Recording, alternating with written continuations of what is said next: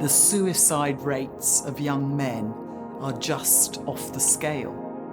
And it's time to say something.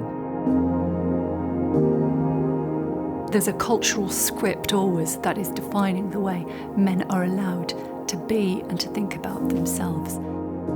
That need for care and love isn't always recognised. The whole idea of men having these burdens, and they're not allowed to express this emotion. This suppression produces anger or despair.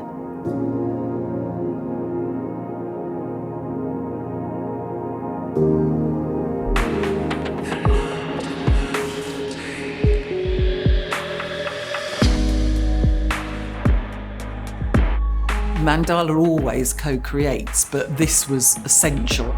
We had university students, we've had groups of boys in school, aged 13 and 14.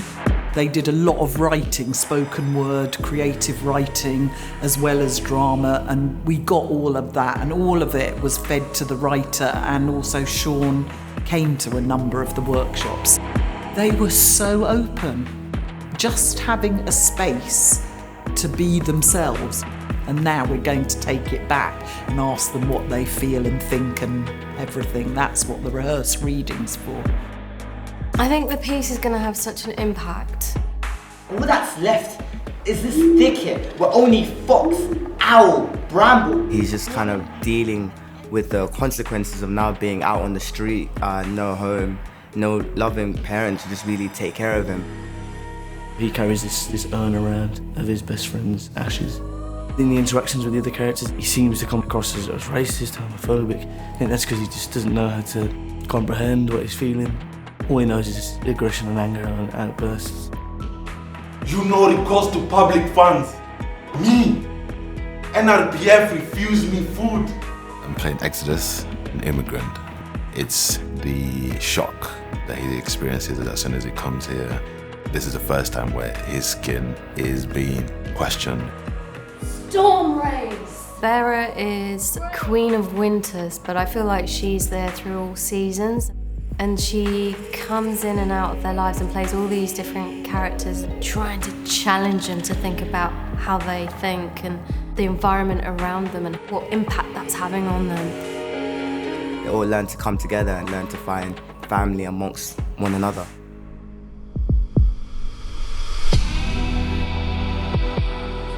The idea of the play is the word made, not mad. It's life, it's stuff, it's events, it's wounds, it's trauma, it's hurt, it might be poverty, it might be violence. I love his writing because it mixes naturalism with myth and epic and fun. I think it's complicated. He doesn't write in a very linear way, so you've got to read into the rhythm and do it out loud. Bark hug you close, leaf and relief, break your fall. Language is alive. Language is not owned, it's not nailed down. Just go with it, relax, listen to it, hear it as flow, hear it as musical. You sort of go as an actor, can you see this happening on stage? And you're like, ah. And then you got Yasmin bringing the ideas, and then Marie-Lou, and it kind of just clicks. It needs this movement to tell this story. I think I'm really looking to work with the actors with intention, the intention behind their movement and why are they moving and why are they moving as individuals but also in connection with each other. Yasmin's very patient in helping me understand the text and what lies beneath the text, what this is really about. I don't think I've had a director have that clearer vision and understand Sean's work so well. We're going to giant theatres, but also tiny little community venues that have nothing. So it's working out how to make something work on a big scale, but also a small scale. This is my first big job out of drama school, and it's been a really nice, straight into it, welcome environment. In terms of us as the artistic team making sure it communicates, that's what we'll find out.